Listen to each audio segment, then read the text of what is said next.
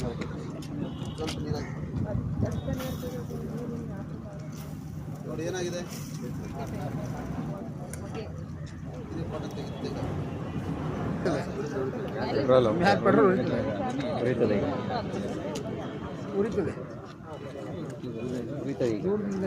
ಏನಿದೆ ಇದರಲ್ಲಿ ಈಗ? ಪೆಟ್ರೋಲ್ ಇದೆ ಅಲ್ವಾ, ಫಾಸ್ಟ್ ಇದಾಗುತ್ತೆ ಅಂತ ಎಲ್ಲ ಕಡೆ ಬಂದ್ಬಿಡುತ್ತೆ. ಇಲ್ಲಿ ಡೈರೆಕ್ಷನ್ ಗೊತ್ತಾಗುತ್ತೆ, ಯಾವ ಡೈರೆಕ್ಷನ್ ಅಲ್ಲಿ ಗಾಳಿ ಇದೆ ಅಲ್ವಾ, ಯಾವ ಡೈರೆಕ್ಷನ್ ಇದೆ, ಉತ್ತರದಿಂದ ದಕ್ಷಿಣದಿಂದ ಉತ್ತರಕ್ಕೆ.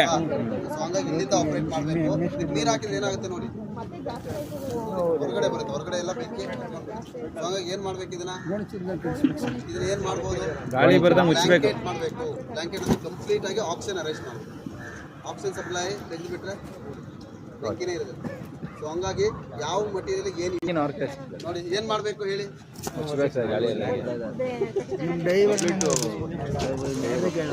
ಕಂಪ್ಲೀಟ್ ಆಗಿ ಏನ್ ಮಾಡ್ಬೇಕು, ಆಕ್ಸಿಜನ್ ಸಪ್ಲೈ ಕಟ್ ಆಫ್ ಮಾಡ್ಬಿಟ್ರೆ ಬೆಂಕಿ ಆರೋದು. ಸರ್ ಇಮಿಡಿಯೇಟ್ಲಿ ಇದೇ ತರ ಆಗುತ್ತಾ ಸರ್, ಅದು ಸ್ವಲ್ಪ ಟೈಮ್ ತಗೋಬೇಕಾ? ಏನ್ ಮಾಡ್ತೀರಾ ಹೇಳಿ.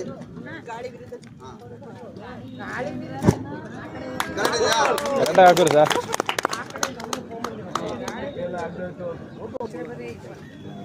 ಕಡಿಮೆ ಆಗುತ್ತೆ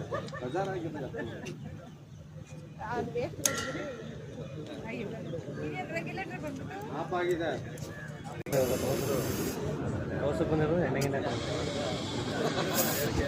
ನೋಡಿ ಎಷ್ಟು ಫಾಸ್ಟ್ ಆಗಿದಾಗುತ್ತೆ. ಸೊ ಅಲ್ಲಿಗೆ ಎಲ್ಲ ಕಡೆ ಸ್ಪ್ರೆಡ್ ಆಗಿಬಿಡುತ್ತೆ. ಸೊ ಹಂಗಾಗಿ ಗ್ಯಾಸ್ ವಿಷಯದಲ್ಲಿ ಭಾಳ ನೀವು ಏನು ಮಾಡಬೇಕು, ಕೇರ್ಫುಲ್ ಆಗಿರ್ಬೇಕು. ಸ್ಟ್ರೈಟ್ ಮಾಡ್ಕೊಳ್ಳಿ, ಇದು ಮಾಡಿ ಎಲ್ಲ ಇವರು ಟ್ರೈನಿಂಗ್ ಕೊಡ್ತವ್ರೆ.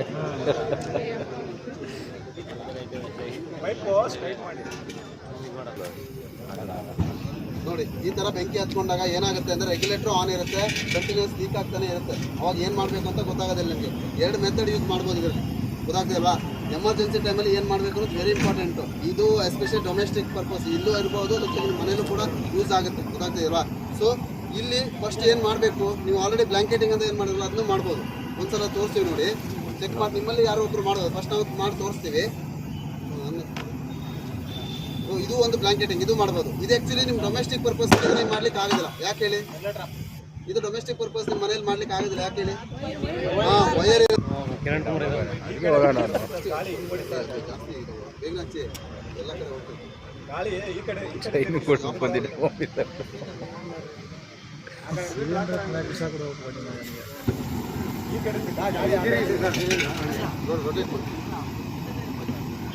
ಕಾಣಿಸ್ತಾ ಇದೆಯಾ? ಫುಲ್ ಕವರ್ ಆಗಬೇಕು ನೋಡಿ. ವಾಪಸ್ ಈ ತರ ಇದ್ದಾಗ ಕ್ಲಿಯರ್ ಆಗಿ ಕವರ್ ಮಾಡಬೇಕು, ಕಂಪ್ಲೀಟ್ ಕವರ್ ಮಾಡಬೇಕು. ವಾಪಸ್ ತೆಗೆದ್ರೆ ಮತ್ತೆ ಬರೋ ಚಾನ್ಸ್ ಇರುತ್ತೆ. ಈಗ ರೆಗ್ಯುಲೇಟರ್ನ ಆಫ್ ಮಾಡಬೇಕು. ಇದು ವೆರಿ ಇಂಪಾರ್ಟೆಂಟ್. ಪೈಪ್ ಇದ್ದಾಗ ಇಲ್ಲ, ಪೈಪ್ ಇದ್ದಾಗ ಹಾಕ್ಬೋದು, ಇದನ್ನ ಹಾಕ್ಬೋದು, ಚೀಲ ಹಾಕ್ಬೋದು.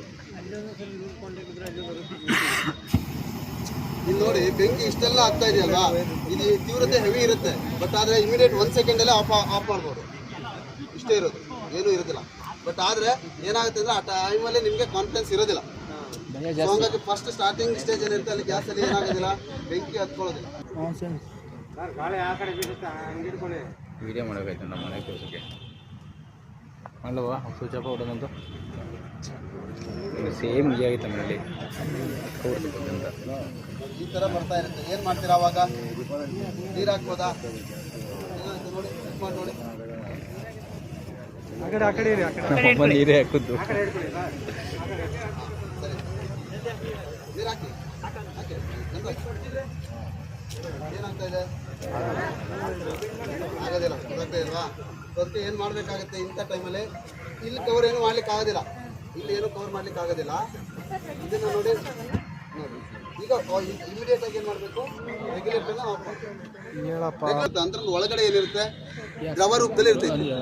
ಹೊರಗಡೆ ಟೆಂಪ್ರೇಚರ್ ಜಾಸ್ತಿ ಆದರೆ, ಹೊರಗಡೆ ಏನೋ ಬೆಂಕಿ ಆಗ್ತಾ ಹೋದ್ರೆ ಒಳಗಡೆ ಇರೋ ಏನೋ ಅನಿಲ ದ್ರವ ರೂಪದ ಕಣಗಳು ಏನಾಗ್ಬಿಡ್ತವೆ, ಅನಿಲ ಸ್ಥಿತಿಗೆ ಕನ್ವರ್ಟ್ ಆಗ್ತಾ ಇರ್ತವೆ. ಅಂದ್ರೆ ಬಾಯ್ಲ್ ಆಗಲಿ ಸ್ಟಾರ್ಟ್ ಆಗ್ತವೆ, ಒಳಗಡೆ ಕುದಿಲಿಕ್ಕೆ ಸ್ಟಾರ್ಟ್ ಆಗುತ್ತೆ. ಸೊ ಆವಾಗ ಹೊರಗಡೆ ಟೆಂಪ್ರೇಚರ್ ಇನ್ನೂ ಜಾಸ್ತಿ ಬೆಂಕಿ ಆಗ್ತಾನೆ ಇದೆ ಅಂದರೆ ಒಳಗಡೆ ಇರೋ ಎನರ್ಜಿ, ಒಳಗಡೆ ಇರೋ ಶಕ್ತಿ ಏನಾಗುತ್ತೆ, ಕಣಗಳ ಶಕ್ತಿ ಜಾಸ್ತಿ ಆಗ್ಬಿಡುತ್ತೆ. ಹೊರಗಡೆ ಕಂಪೇರ್ ಮಾಡಿದರೆ, ಹೊರಗಡೆ ಒಂದು ಎನರ್ಜಿ ಶಕ್ತಿಯನ್ನು ಕಂಪೇರ್ ಮಾಡಿದರೆ ಒಳಗಡೆ ಎನರ್ಜಿ ಏನಾಗ್ಬಿಡುತ್ತೆ, ಜಾಸ್ತಿ ಆಗ್ಬಿಡುತ್ತೆ. ಟೆಂಪ್ರೇಚರ್ ಜಾಸ್ತಿ ಆಗ್ತಾ, ಬೆಂಕಿ ಜಾಸ್ತಿ ಆಗ್ತಾ ಹೋದ ತಕ್ಷಣ ಒಳಗಡೆ ಇರೋ ಮಾಲಿಕ್ಯೂಲ್ಸ್ಗಳು ಏನು ಮಾಡಿಬಿಡ್ತವೆ, ಅವುಗಳಿಗೆ ಎನರ್ಜಿ ತೀರಾ ಜಾಸ್ತಿ ಆಗ್ಬಿಡುತ್ತೆ. ಒಂದು ಹಂತಕ್ಕೆ ಏನು ಮಾಡಿಬಿಡ್ತಾವೆ, ಒಳಗಡೆ ಎನರ್ಜಿ ತುಂಬ ಜಾಸ್ತಿ ಆಗ್ಬಿಡುತ್ತೆ. ಸಡನ್ನಾಗಿ ಹೊರಗಡೆ ಬಂದ್ಬಿಡ್ತವೆ. ಸಡನ್ನಾಗಿ ಹೊರಗಡೆ ಬಂತು ಅಂದರೆ ಏನಾಗ್ಬಿಡ್ತೈತಿ, ಇಟ್ಸ್ ಎ ರೆಡಿ ಫುಡ್ ಯಾವುದಕ್ಕೆ, ಬೆಂಕಿಗೆ. ಸೊ ಹಂಗಾಗಿ ಅದೇನಾಗ್ಬಿಡುತ್ತೆ, ಎಕ್ಸ್ಪ್ಲೋಡ್ ಆಗಿಬಿಡುತ್ತೆ. ಒಂದೇ ಸಲಕ್ಕೆ ಎಕ್ಸ್ಪ್ಲೋಡ್ ಆಗಿಬಿಡುತ್ತೆ. ಈವನ್ ಏರಿಯಾಸ್ಗಳೇ ಡ್ಯಾಮೇಜ್ ಆಗಿಬಿಡುತ್ತೆ. ಇದು ಪ್ರಾಬ್ಲಮ್. ಅದಕ್ಕೋಸ್ಕರ ಏನಂದರೆ, ಎಸ್ಪೆಷಲಿ ಕ್ಯಾಟ್ರಿಂಗ್ ಸರ್ವಿಸ್ ಅವರು ಅಡುಗೆ ಮಾಡೋಲಿಕ್ಕೆಲ್ಲ ಬರ್ತಾರಲ್ಲ, ಅವರೆಲ್ಲ ಐ ಥಿಂಕ್ ನಾನು ಕೇಳ್ಪಟ್ಟಿದ್ದೀನಿ, ಏನು ಮಾಡ್ತಾರೆ ಅಂದರೆ ಬಿಸಿನೀರಿಗೆ ಇದನ್ನು ಹಾಕ್ತಾರಲ್ವಾ, ಸಿಲಿಂಡರ್ಗಳನ್ನ ಹಾಕ್ತಾರೆ. ಅವ್ರನ್ನ ಯಾವುದೇ ಕಾರಣಕ್ಕೂ ಅದನ್ನು ಪ್ರಾಕ್ಟೀಸ್ ಮಾಡಬೇಡಿ ಅಂತ ಹೇಳಿ. ಯಾಕಂದರೆ ಅವರು